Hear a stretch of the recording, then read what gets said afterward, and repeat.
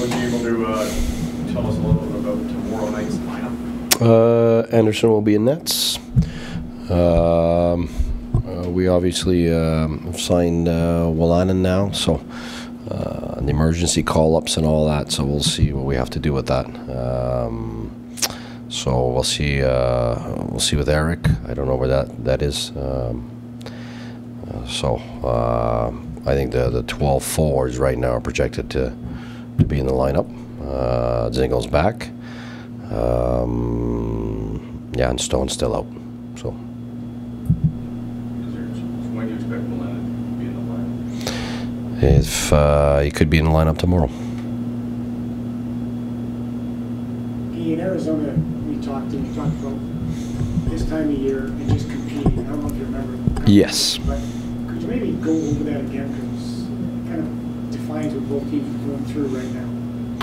Well, I think yesterday was our first game where, in Arizona we were in a back-to-back. It was a tough one. In the third period, we were just not very smart, so we killed ourselves. But we still played a 2-1 game, where we were in the game, and that was back then. But you've seen our games. If you followed us, we've been battling extremely hard, playing well against really good teams, and depleted and losing guys, and still going at it. Yesterday was the first one that we did not. But I have to be fair today. I think after the game I didn't want to make such a deal with it, because I didn't want to excuse our performance with outside circumstances. But I have to be fair to the players. It was very difficult for our team yesterday, and it was difficult for everybody because of the circumstances with Eric, and the players knew that, and a lot of our players are in those similar situations. They got couples, and some of them right now are pregnant, and so I think it was tough. It was really tough, tougher than in terms of having to go through the game the same day, and that you find out about everything. The human side yesterday was, I think, took over.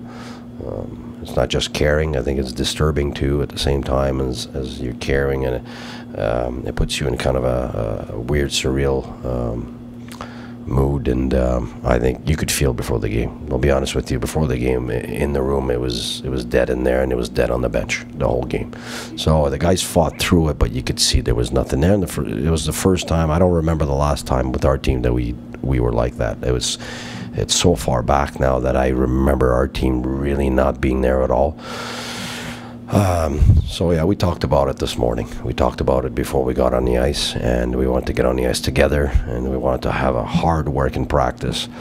Yeah, it was a good practice. It was a solid practice, and we wanted to make sure that we give ourselves a chance to have a much better game tomorrow, and not just for our fans, but for ourselves too. I think we've got a lot of pride, and the players have really showed up every game and won a lot of games that people didn't think we would win, and I think the ones that we didn't win, we still battle so hard. That I think right now that's the pride that we want to display, and so we want to make sure that tomorrow we don't come out flat. It's understandable yesterday, but I think right now it's our jobs to. I'm not talking win or lose. I'm talking showing up with the work ethic and the discipline that we normally display, and we wanted to make sure that we did that today so that we could deserve it tomorrow.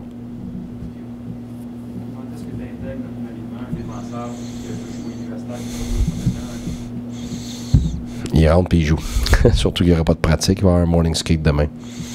C'est très difficile. Là, ça va être difficile pour lui. Ça va être difficile pour nous autres aussi, c'est sûr. C'est normal. Il n'y a aucune idée comment on joue.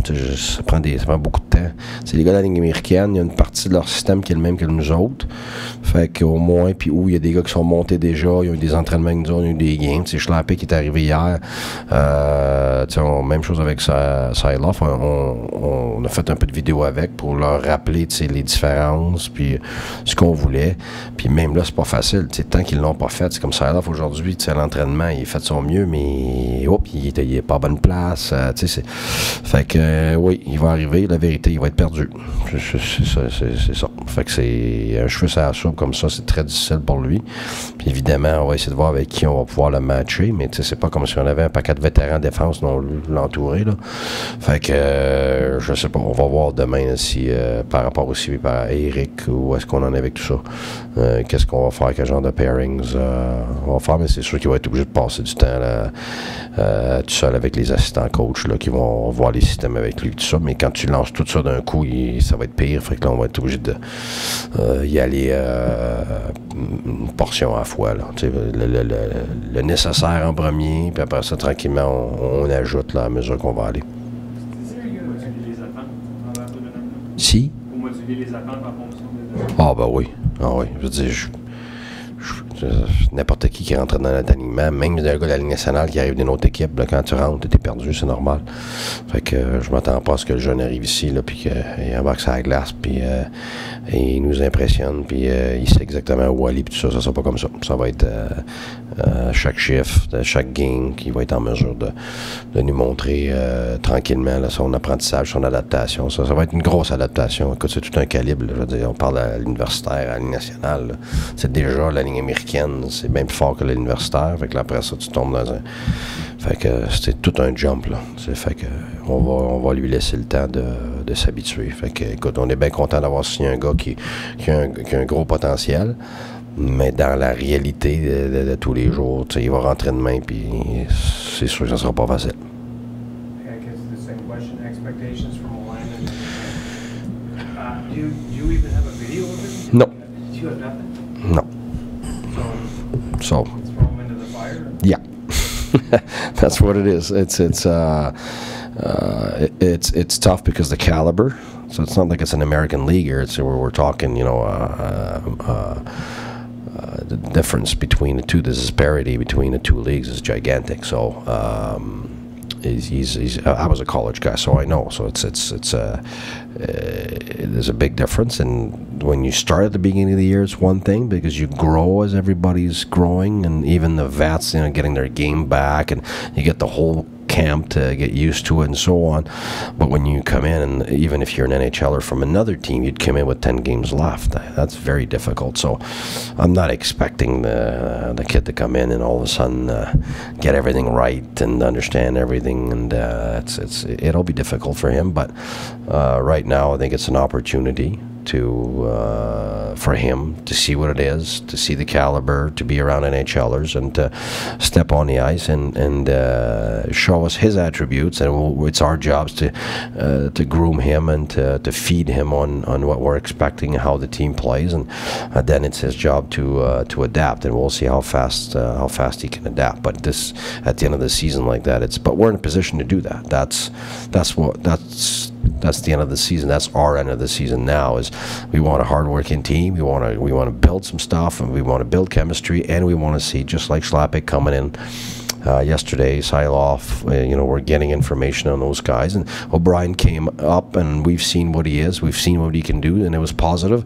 And now we're looking at other guys to see where they're at. And obviously, that Wolanin is coming in, and we'll have a chance to see what he looks like.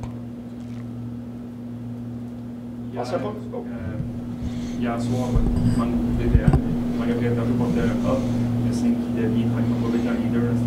Oui, mais écoute, c'est sûr que Pajot, c'est un petit gars qui a beaucoup de charisme déjà, parce que les gens sont attirés par lui, là, hors glace, puis tout ça. Fait que on sait déjà qu'il y a une partie de ces intangibles-là, mais je pense que le fait qu'il joue à toutes les sauces, là, tu sais, en plus, maintenant, Brassard parti, là, il est sur l'avantage numérique, il est partout, là. Puis on a vu l'année passée qu'est-ce qu'il a été capable de faire dans les séries. C'est un gars avec du caractère, c'est un gars qui, tu sais, malgré sa stature, est capable de jouer contre n'importe qui, les gros bonhommes. Alors, je pense que c'est un gars qui représente le courage, c'est un gars qui représente la fiabilité, c'est une bonne personne que les gens apprécient. Alors, il y a tous les attributs pour que dans le futur, ce soit un de nos leaders. Quand il y a une lettre ou non, c'est sûr qu'on s'attend à ce qu'il soit un leader parmi nous.